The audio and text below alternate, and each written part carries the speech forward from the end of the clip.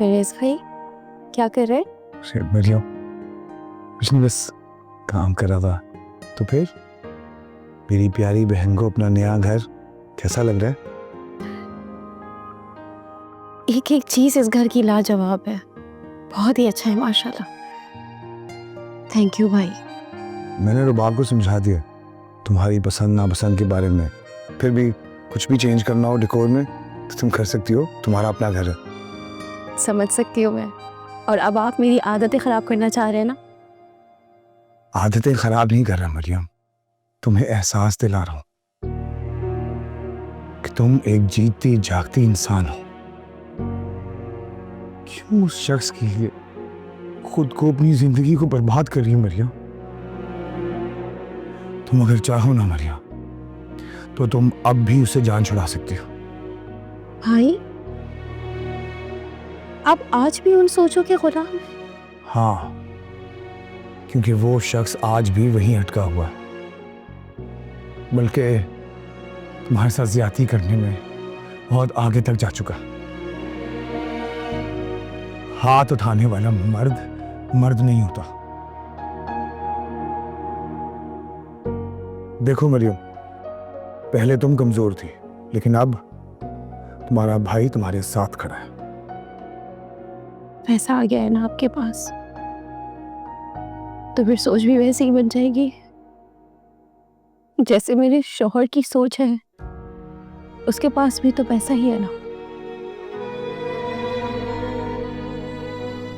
पर मुझे ये नहीं पता था परवेज भाई, मेरा शौहर मुझे दुख देना चाहता है और आप भी मुझे दुख देना चाहेंगे। मरियम मैं तुम्हें दुख, मरियम मैं कैसे तुम्हें, मरियम मरियम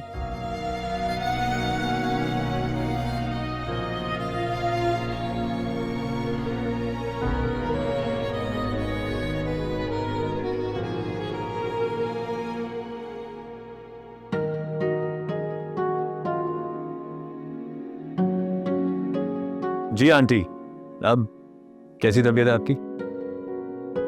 अभी कुछ देर पहले अम्मी तुम्हें ही याद कर रही थी। हाँ, मैंने कॉल देखी अबरिश की, तो मैंने सोचा कॉल बैक क्या करूं, खुद ही मिलने आ जाता हूँ, खैरियत भी मालूम हो जाएगी। अच्छा किया, अबरिश खाने पे तुम्हारा इंतजार कर रही थी।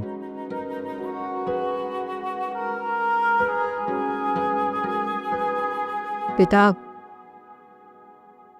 मुझे तो यूं लगा कि नाज़ु मेरी तबीयत पूछने के लिए आई है।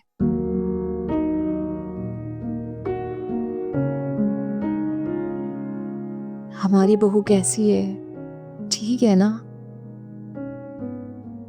तानी वो ना तो मेरा फोन अटेंड कर रही है और ना ही रूहान का।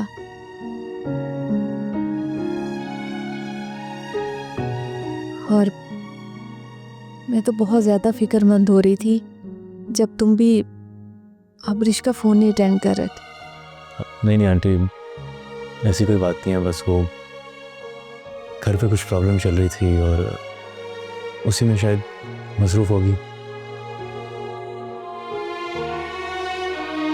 और वो आना चाह रही थी। बस वो ऐसा हुआ कि मैं बाहर से डायरेक्ट ही आ गया, तो इसलिए वो आ नहीं सकी, वरना वो ज़रूर आती। अबरिश चाय बना के लेके आओ राहिम के लिए, बल्कि कुछ खाने के लिए लेकर आओ। नहीं, चाय नहीं चाहिए इस वक्त, बस मैं अबरिश को लेने आया था, अगर आपकी इजाज़त हो तो। अरे बेटा तुम तो शर्मिंदा कर रहे हो।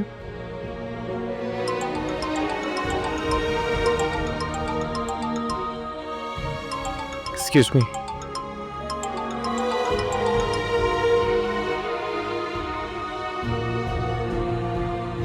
बेटा इजाजत की क्या जरूरत है, ये तो तुम्हारी मेहरबानी है कि तुम इतना एहसास कर रहे हो। काश थोड़ा एहसास तुम्हारी बहन भी कर लेती। बेटा बुरा मत मानना, रोहान बहुत फिक्रमंद है।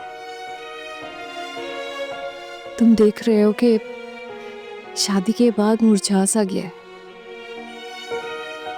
वो कहता किसी से नहीं है, बस अंदर ही अंदर खुल रहा है वो। बेटा क्या करूं, शादी का मतलब तन्हा रहना नहीं होता।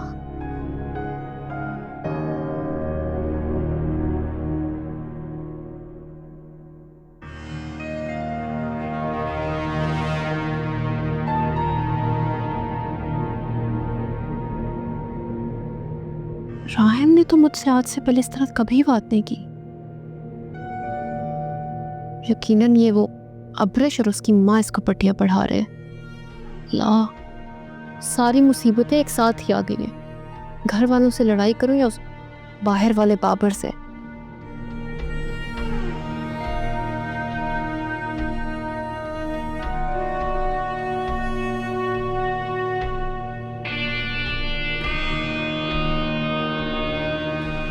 गोल्ड गोल्ड कहाँ से लाऊं मैं अब?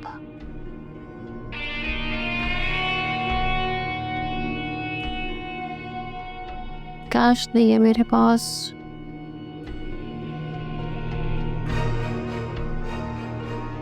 ये तो मसला ही हल हो गया। अब सोचना क्या है मैंने?